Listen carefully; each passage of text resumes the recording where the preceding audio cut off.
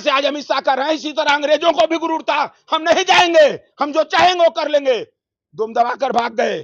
ये देश अहंकारियों को जवाब देना भी जानता है और अहंकारियों से हिसाब लेना भी जानता है। शशि उपाध्याय जी, आज बीजेपी मुख्यालय के आसपास कांग्रेस ने फिर से धरना प्रदर्शन किया और एक ही मांग थी, अमित शाह जी इस्तीफा दो। आखिर क्यों?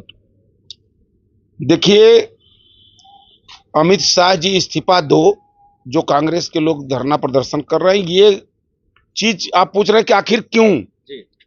मैं ये जानना चाहता हूं कि अमित शाह इतना गृह मंत्री रहते हुए इतना बड़ा कुकर्म कर गए, इस्तीफा क्यों न दें? इस्तीफा तो उनको नैतिकता के आधार पर दे देना चाहिए। अभी तक उनको अगर जरा सी भी गैरत हो, जरा सी भी लोकतंत्र की जो कुर्सी है उसकी मर्यादा उनके नजर में हो, तो इस्तीफा दे देना चाहिए था उनको। ये तो बहुत लेट कर रहे हैं, किरकिरी करवा रहे हैं अपनी। जिन छोटे छोटे बच्चों को, जो बच्चे अपना हक मांग रहे थे, जो छात्र मतलब वो शौक से नहीं आए थे दिल्ली, देश के जो छात्र आए थे वो इस गूंगी बहरी सरकार के कान में अपनी आवाज पहुंचाने आए थे। और उन छात्रों के साथ वो किसानों के घर के बच्चे थे, वो गांव के बच्चे थे, वो जो चल के दिल्ली आए थे, उनको तो गले लगाना चाहिए था इस सरकार को और कहना चाहिए था कि बोलो मैं क्या कर सकता हूं तुम्हारे लिए। ठीक है, गलतियां अगर कुछ हुई थी तो उस पर तो एक था कि इस्तीफा मांगा था उन्होंने शिक्षा मंत्री का, उस इस्तीफे को भी दिलवाने में, देने में तमाम किरकिरी करा डाला। और गृह मंत्री जी, आपके ही नेतृत्व में दिल्ली की पुलिस आती है, पूरे देश के सिस्टम पर गृह मंत्री का वो रहता है, और आपने, आपके निगरानी में उन बच्चों के साथ जो बर्बरता की गई, पैलेट गन चलाए गए, बच्चियों के साथ कानून के रक्षकों ने दुर्व्यवहार किया, जिसको विश्व ने देखा है, विश्व ने देखा, किरकिरी हुई।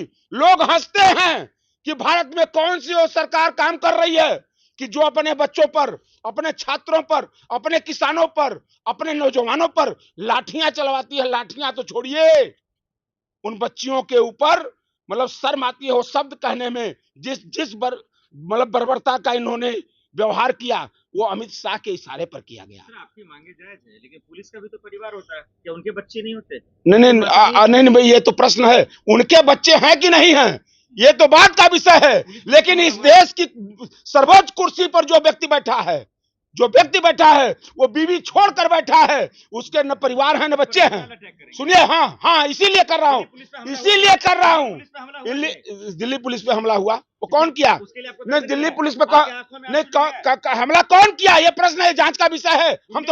हम वो गुंडे आरएसएस के थे, वो आरएसएस के गुंडे थे, जो आरएसएस के कार्यालय से वर्दी पहनकर आए थे, वो डंडा लेकर आए थे और बच्चों पर भी चलाने का काम किया। अच्छा एक चीज बताइए, जो बच्चे अपने गांव से चलकर हक मांगने आए थे, वो ट्रक से पत्थर कौन लाया था? दिल्ली में? वो आरएसएस के लोगों ने लाया था।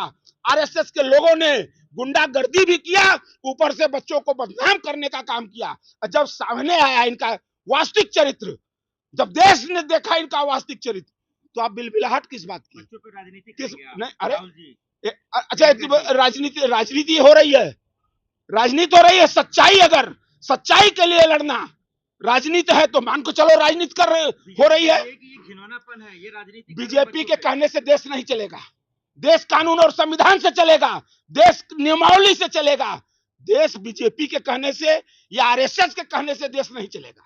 यहाँ संविधान है, यहाँ लोकतंत्र है, यहाँ सारे चीजों का एक नियमावली बनी है, उसकी अपनी आचार संहिता है, उसके आधार पर देश चलेगा। आरएसएस के हिसाब से देश नहीं चलेगा। नैतिकता के आधार पर शिक्षा मंत्री ने इस्तीफा दे दिया, उनका हो गया। वो नैतिकता के आधार पर शिक्षा मंत्री ने नहीं इस्तीफा दिया। देश ने इतना थूका इस सरकार के मुंह पर। अगर नैतिकता रहती तो पहले दिन इस्तीफा दे देते।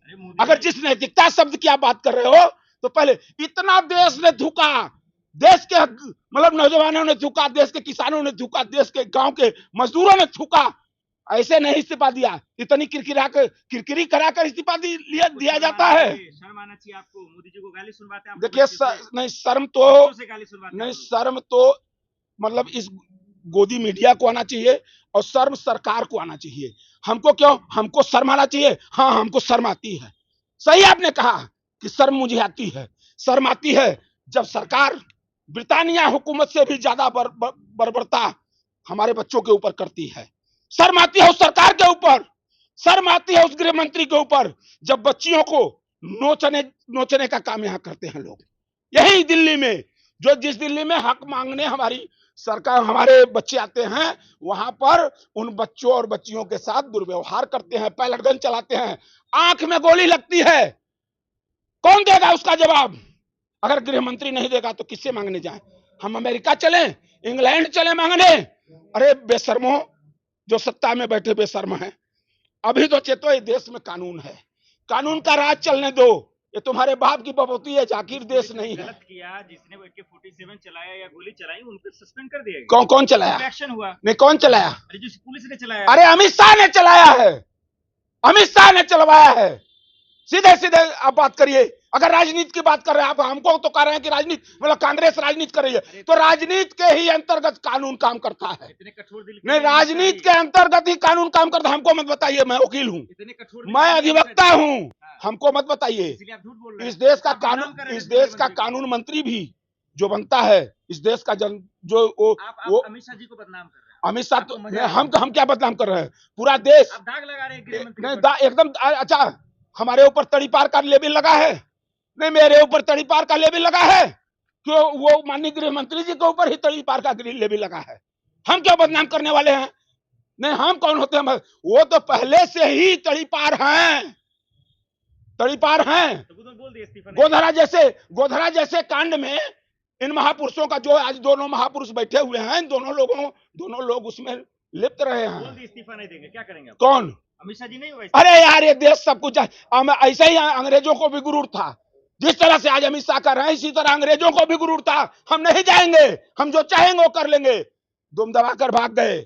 ये देश अहंकारियों को जवाब देना भी जानता है और अहंकारियों से हिसाब लेना भी जानता है।